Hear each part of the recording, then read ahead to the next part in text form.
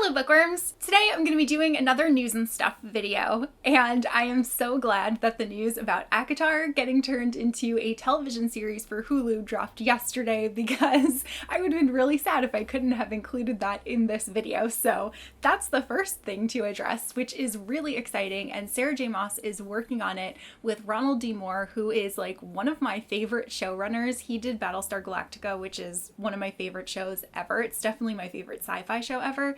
And then he also did a lot of work on the Star Trek shows, and a lot of bookish people will probably like him from the work that he's done adapting Outlander. So I'm probably in the minority that I'm like, oh my god, Ronald D. Moore, Battlestar Galactica, but I'm so glad that the two of them have teamed up for this. There's no word on release date or anything yet. I think that it was actually Sarah's husband Josh that accidentally spilled the beans in some kind of interview, so Sarah ended up officially announcing it on her Instagram, and I cannot wait to see this happen. I think I'm going to switch things up this month, and I'm going to talk about some like exciting book news that's happening before I dive into the new covers that we've seen, and then I'll continue as normal with adaptations and some fandom news. So the next bit of news that I wanted to address is that there's a new Critical Role novel that's going to be coming out in October of this year. It centers on characters from their first campaign, Vox Machina, and it's called Kith and Kin. This is going to be a prequel novel to the campaign, and it's following characters Vex, Vax, and Trinket before they end up joining the Vox Machina team. We also have the cover for this one, which is super beautiful, and it was done by Nikki Dawes. This book's gonna be coming out on October 26th from Del Rey, and I cannot wait to get my hands on a copy. Then many people who have seen my bookshelf have asked me how they can get a copy, a hardcover copy of Carry On with Kevin Wada's beautiful artwork, and thankfully Wednesday Books has heard all of your cries. They're going to be publishing Carry On in hardcover. It'll be coming out in June as part of the trilogy edition of the Simon Snow series. Then E.K. Johnston is going to be writing a new Padme book called Queen's Hope. This is going to be the third and final book wrapping up the Padme trilogy that she's been working on, and I'm really excited for this one because it sounds like it's kind of going to be a Padme and Anakin romance story, which is something that I've wanted like for so long. It's going to explore the marriage between Padme and Anakin, and it's also going to explore Padme's early years in the Senate. And Queen's Hope is going to come out on November 2nd, so the end of the year, but at least it's this year. Then it was also announced in one of Sarah J. Maas's events for A Court of Silver Flames. She mentioned that Crescent City 2 is not going to be coming out until 2022, which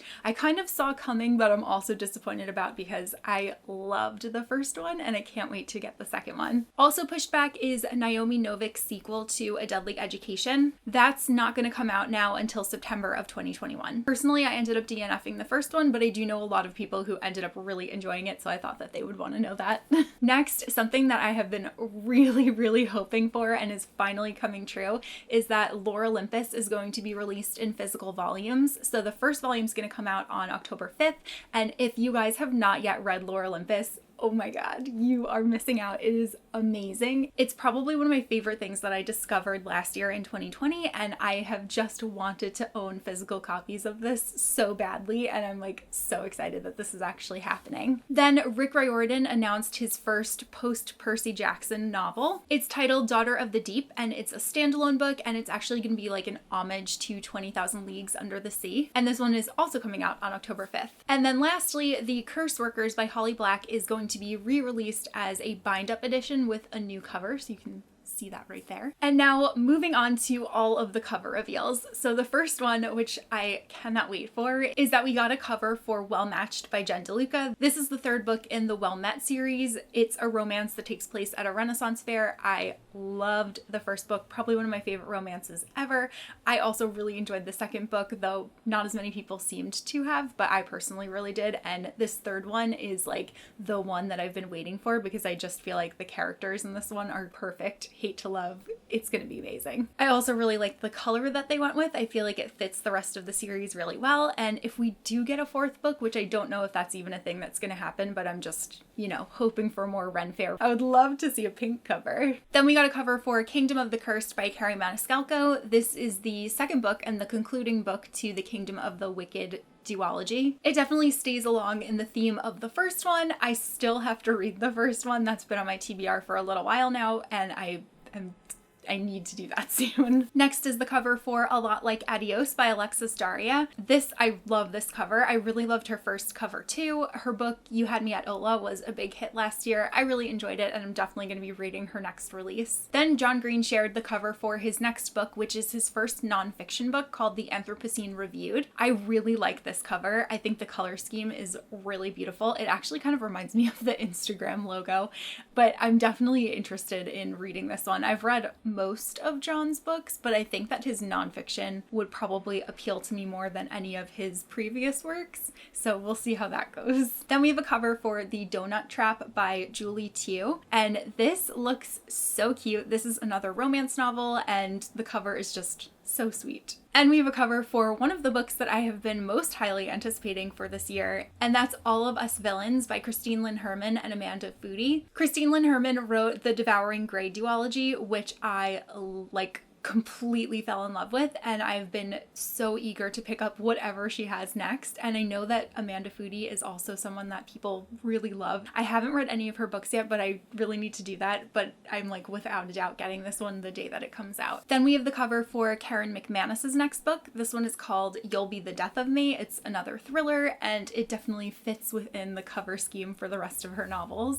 Then we have a cover for All These Bodies by Kendare Blake. This is a new thriller novel by Kendare Blake, and I'm so excited to read it. I think that she writes murder so well. I really liked her Anna Dressed in Blood series, and I've been really hoping that she would go back and do something kind of similar. This sounds like the closest to that, so I'm very much looking forward to reading this one. Then we have the cover for Our Way Back to Always by Nina Moreno. This is Nina's second book. I read her first book, Don't Date Rosa Santos, right when it came out, and I really enjoyed it. I thought it was very good. I liked the magical realism, and I'm hoping that this one will be similar because I'll definitely end up picking it up. And then lastly, we got the cover for Gilded by Marissa Meyer. To be honest, I'm not sure if I'm going to be picking this one up. I feel like I'm going to wait and hear some other reviews before I pick this one up for myself, or maybe I'll borrow it from the library or something, but we'll see. Next is adaptations. So this is old news at this point because I've had this video drafted for so long, but Netflix released the first trailer for Shadow and Bone, which is not too far away now. A lot of booktubers have already shared their reaction to it. I think it looks great. I'm pretty excited to check it out. Next, Amazon is going to be adapting Jenny Han's The Summer I Turned Pretty series. I didn't love this series anywhere near as much as I loved To All the Boys,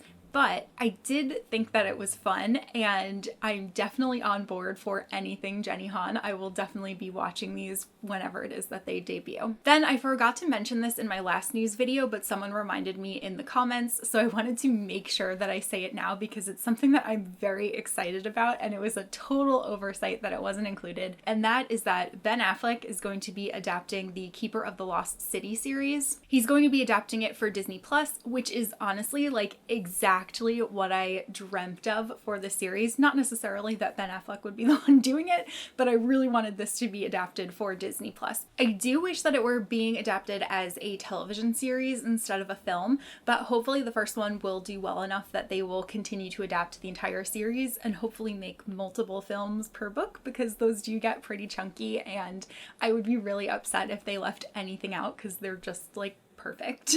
Love, Victor Season 2 is going to be coming to Hulu on June 11th, and they will be dropping the whole series on that date, so you'll be able to binge watch all of the episodes, which is what I did for Season 1. I watched the entire series the day that it came out, and then I was stuck waiting a year for the next season. So as much as I would like to say I won't do that to myself again, I'm probably going to do that to myself again. The first season ended off with a pretty big cliffhanger, and I've been really excited to find out what's going to happen next in Victor's story. Next, Netflix is going to be adapting Tess Sharp's The Girls I've Been, and it's going to be starring Millie Bobby Brown. I have not read this book, but I did read one of Tess Sharp's other books. The book I read was called Far From You, and it was excellent, so I'm very much looking forward to this adaptation. Another very exciting romance adaptation is that Abby Jimenez's book, The Happy Ever After Playlist, is going to be adapted. Throughline Entertainment is going to be adapting it as a film, but no word yet on where it will be released or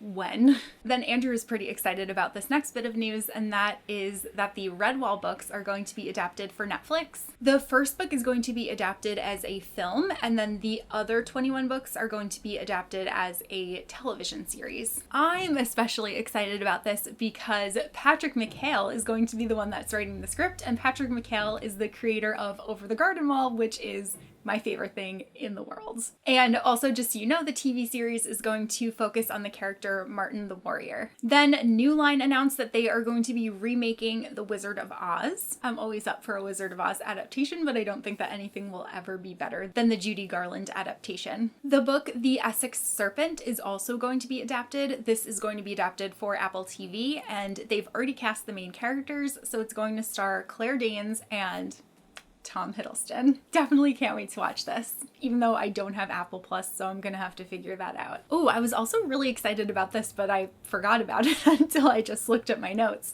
HBO Max is going to be doing a new Scooby-Doo TV show, and it's gonna center on the character Velma. It's going to be an animated series, and Velma's going to be voiced by Mindy Kaling. The title of the show is going to be called Velma, and this series is going to explore her origin story. We also got the two main characters cast in the Last of Us adaptation. So Bella Ramsey will play Ellie and Pedro Pascal will play Joel in the adaptation, and this is being adapted for HBO. Hasbro's Clue is going to be adapted as an animated TV series, and it's going to premiere on Fox, but again, no word on release date for this one, but I would definitely be up for more adaptations of Clue. I love that movie and I love the board game. Tim Burton is going to be adapting a new live action series for Netflix that is called Wednesday, and it's going to focus on the character Wednesday Addams from the Addams Family. It's going to be a coming of age story, and I could not think of a more perfect person to direct and capture the aesthetic of Wednesday Addams. Next, Benedict Cumberbatch has signed on to star in the limited series adaptation of The 39 Steps. This will be an action-packed conspiracy thriller, and it was once adapted before by Alfred Hitchcock back in 1935, so it's high time for a reboot.